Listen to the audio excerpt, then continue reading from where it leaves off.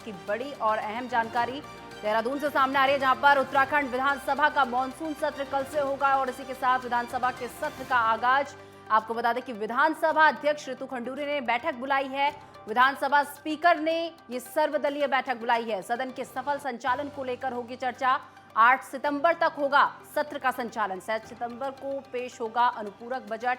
विधायकों ने लगाए 614 सवाल। तो ये बड़ी जानकारी आपको दे रहे हैं, जो कि इस वक्त देहरादून से सामने आ रही है, जहां पर आपको बता दें उत्तराखंड विधानसभा का मॉनसून सत्र को लेकर ये बड़ी जानकारी, जहां पर कल से विधानसभा के सत्र का आगाज होगा। ये बड़ी जानकारी विधानसभा अध्यक्ष ऋतु खंडूरी ने बैठक बुलाई है। विधानसभा स्पीकर ने ये सर्वदलीय बैठक बुलाई है। ये बड़ी जानकारी देहरादून से आपको दे रहे हैं। सदन के सफल संचालन को लेकर इसमें चर्चा की जाएगी और इसी के साथ 8 सितंबर तक होगा सत्र का संचालन। तो 8 सितंबर तक सत्र का संचालन होगा और 6 सितंबर को अनुपूरक बजट पेश किया जाएगा।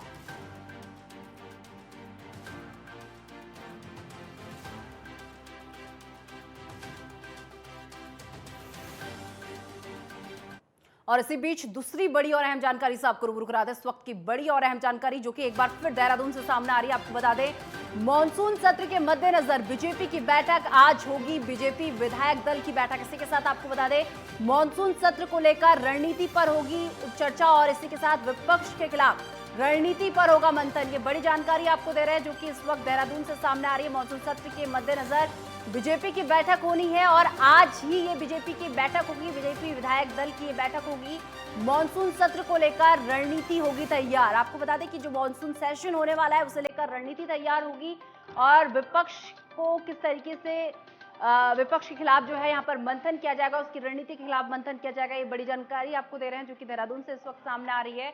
और इसी के साथ मॉनसून सत्र को लेकर रणनीति तैयार की जाएगी। विपक्ष के खिलाफ रणनीति पर होगा मंथन। देहरादून से बड़ी खबर, मॉनसून सत्र के मद्देनजर बीजेपी की बैठक आज होनी है और आज आपको बता दें विधायक दल की बैठक होनी है और मॉनसून सत्र को लेकर रणनीति तैयार की जाएगी। विपक्ष के खिलाफ रणनीति पर मंथन किया जाएगा।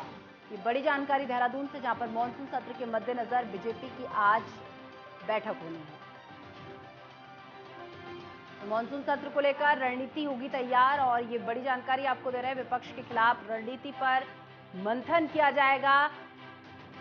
देहरादून से बड़ी खबर, जहां पर मॉनसून सत्र के मद्देनजर बीजेपी आज बैठक करने वाली है। विधायक दल की, बीजेपी विधायक दल की बैठक होने वाली है। मॉनसून सत्र को लेकर रणनीति तैयार होगी। विपक्ष के खिलाफ रणनीति पर यह मंथन किया जाएगा।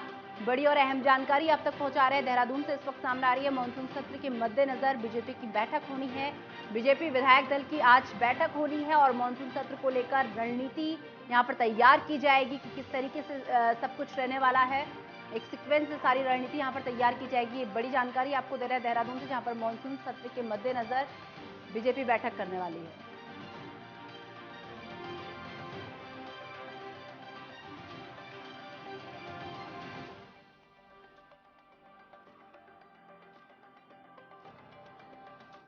आज खबर में तमाम जानकारी के लिए हमारे सहयोगी ज्ञानेंद्र तिवारी इस वक्त देहरादून से हमारे साथ जुड़ चुके हैं। ज्ञानेंद्र, आज जो है बीजेपी विधायक दल की बैठक होने वाली है। मॉनसून सेशन से पहले यह बैठक बुलाई गई है। क्या क्या चर्चाएं इसमें हो सकती हैं?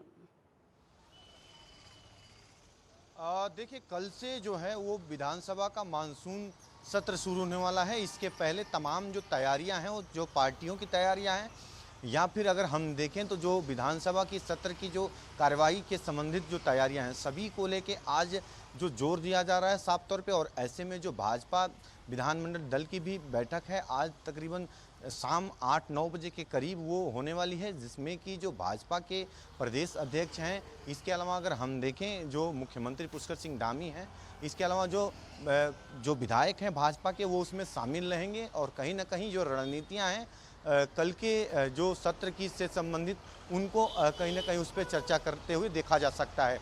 इसके अलावा अगर हम देखें तो कल से जो मानसून सीजन शुरू होने वाला है, मानसून सीजन को लेके खास तौर पे अगर हम देखें मानसून सत्र को लेके जो तैयारियां हैं भाजपा की तरफ से पूरी कर ली गई हैं। दूसरी तरफ विधानसभा की तरफ से भी विशेष तौर पे जो मानसून सत्र को लेके आज सर्वदलीय बैठक 4:30 बजे बुलाई गई है। जो 4:30 बजे बैठक होने वाली है सर्वदलीय बैठक, उसमें विधानसभा जो अध्यक्ष हैं ऋतु खंडूरी, उनकी अध्यक्षता में ये बैठक होगी। इसके अलावा अगर हम देखें तो तमाम दलों के जो विधायक हैं वो इसमें उपस्थित रहेंगे, चाहे वो बसपा के हों या फिर वो कांग्रेस के हों।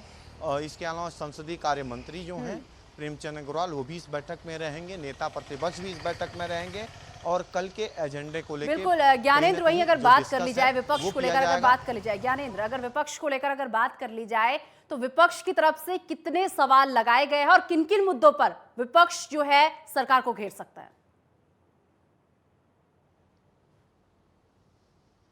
साफ तौर पे अगर देखें तो चाहे वो विपक्ष के विधायक हों या सत्ता पक्ष के विधायक हों, उनकी तरफ से तकरीबन 700 के करीब जो सवाल हैं वो लगाए गए हैं और ऐसे में संबंधित मंत्री उसके जवाब देते हुए नजर आएंगे। और इसके अलावा अगर हम देखें तो जिस तरीके से विपक्ष की तरफ से कई ऐसे मुद्दों को रणनीति बनाई गई है, चाहे वो सदन के अंदर की बात हो या सदन के बाहर की बात हो। मौजूदा समय में बरसात की वजह से जिस प्रकार से हरिद्वार के जिलों में, चमोली के जिलों में, देहरादून के विकास नगर में जो नुकसान हुआ है, ऐसे में इस मुद्दे को सदन के अंदर विपक्षी जो विधायक हैं उनकी तरफ से उठाया जाएगा, नेता प्रतिपक्ष की तरफ से उठाया जाएगा और ऐसे में सदन के अंदर इस पे 310 के तहत चर्चा की मांग की जाएगी।